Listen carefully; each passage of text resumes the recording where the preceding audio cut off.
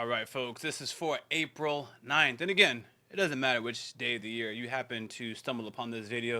If this is your first, if you're new here, I post videos all year round on this topic so that after this project is complete, folks have a video to watch for each day of the year that's very short to help them in just becoming a better person. For the April 9th video, have you ever had a gut feeling that turned out to be dead wrong?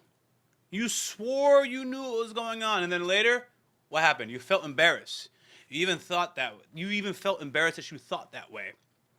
Yeah, Stoicism calls for what is an impression. Impressions need to be tested.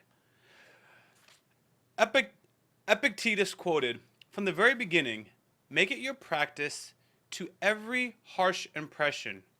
You are an impression and not all that you appear to be." Let me say that again. From the very beginning, make it your practice to say to every harsh impression the following: you are an impression and not all that you appear to be. Don't trust the first feeling. Don't react to the first thought. Pause. Ask, is this in my control? Is this even real? If not, it's nothing to me. That's your power, folks.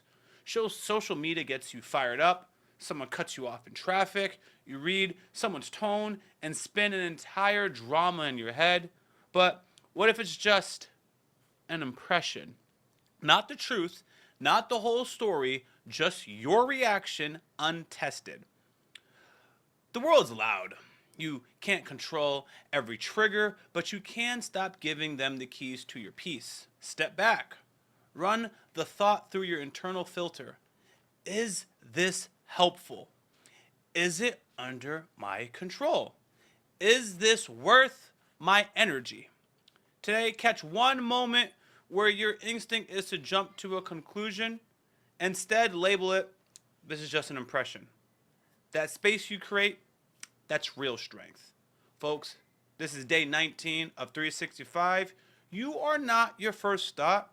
You are your response to it. Anyways, I want to give you guys a personal example.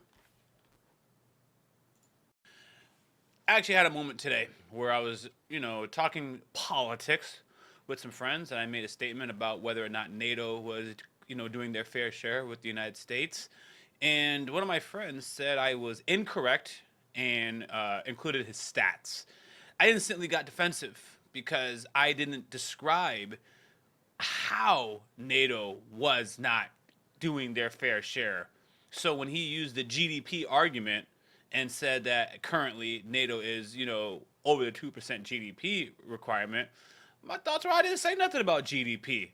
I said that NATO is not carrying their fair share. And I didn't define what that was. My initial reaction was basically arguing because of my pride. Because, for the most part, that's what people mean when they refer to that. But I just didn't like being called wrong out of the blue, especially when I wasn't talking to that individual in the group text. And then he reacted to my reaction, and now we're, bickering. But, after 5 minutes go by, I step back, and I'm like, you know what?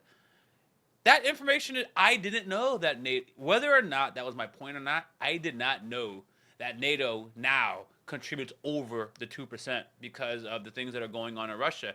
I didn't really know so much of these NATO countries had changed. So whether or not that was my point or not, what I should have done is acknowledge that you have provided me with information I didn't know, rather than focus on arguing about being right or wrong because my pride got in the way.